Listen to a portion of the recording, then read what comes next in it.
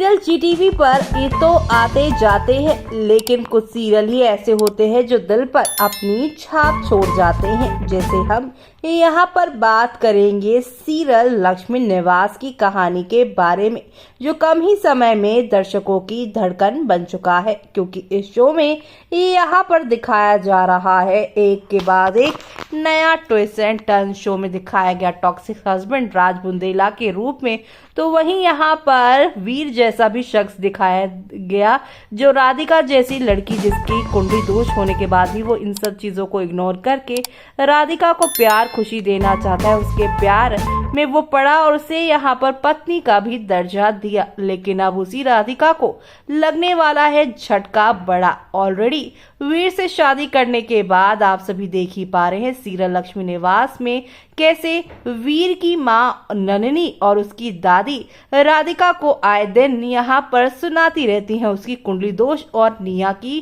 को लेकर। ऐसे में अब निया और राधिका आधी रात मिसिंग हो चुके हैं और वीर अपनी निया को और राधिका को ढूंढ रहे हैं। ये तो रही वीर और राधिका की कहानी। लेकिन अगर बात की जाए जायसवाल परिवार की, यानी कि राधिका के मायके की, अभी तक हमने बात की राधिका के ससुराल की, अब मायके की अगर बात की जाए, यानी कि यहाँ पर लक्ष्मी जो राधिका की माँ है, उनकी जिंदगी में जहर घुल रहा है। क्योंकि उनके छोटे बेटे यानी कि हम बात कर रहे हैं वरुण, उनकी पत्नी ऐश्वर्या लौट आई हैं एक बार फिर से घर में नया खेल खेलने।